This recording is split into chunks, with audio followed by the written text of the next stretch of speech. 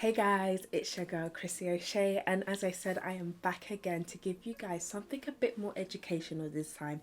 If you're looking forward to hearing the difference between Afrobeat and Afrobeats, the difference is an S. Stay tuned and I will be able to give you guys the breakdown and the lowdown. Chrissy O'Shea.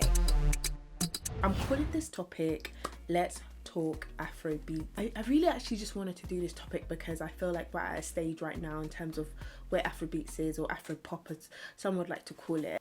There's a lot of knowledge pieces that need to be had and a lot of education about the term Afrobeat, the term Afrobeats.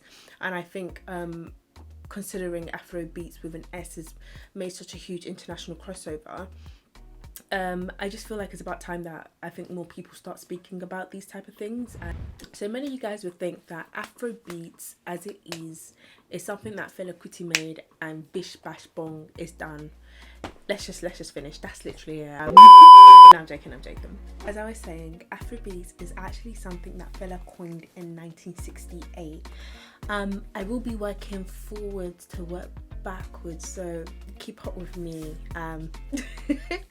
It's gonna be a little bit of a journey, yeah.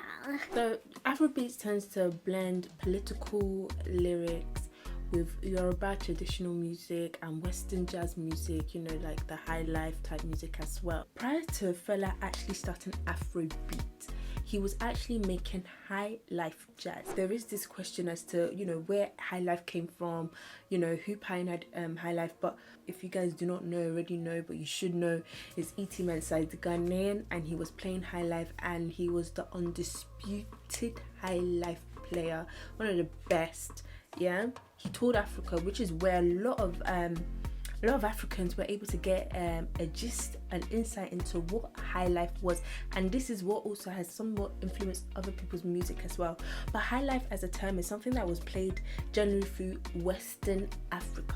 Fela initially went to London, yeah, and in him going to London, he went to Trinity College where he was learning music at college. And this is where he started, you know, to have insights and exposure to stuff like jazz, you know, Latin American music, you know, Western, like Caribbean music. And this is certain elements that he was exposed to and was able to bring back to his own music. So when he came back to Nigeria, so he was playing high life jazz. But at this time, high life jazz wasn't really popular. There was many musicians playing high life, many popular musicians playing high life, and everybody was taken to it.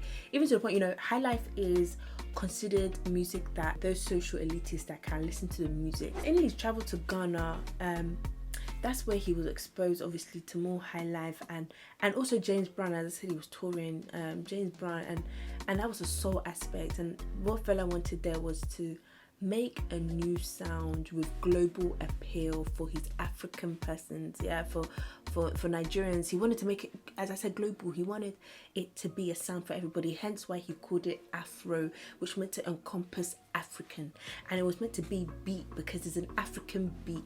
Yeah, so it encompasses African beats. So at this point, Fela was ready to just drop the term high life jazz and just say, you know what, I'm doing Afrobeat.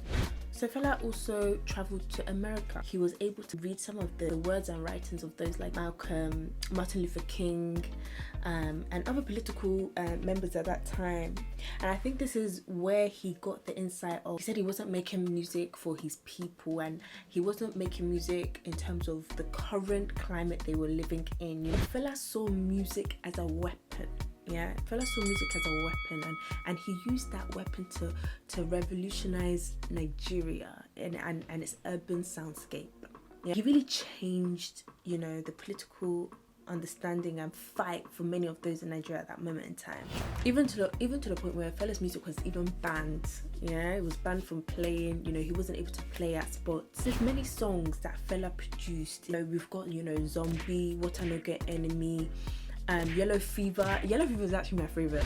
Afrobeat actually expanded globally, even to America at this point. We had bands like Antibalas playing music, you know, Afrobeat music in New York.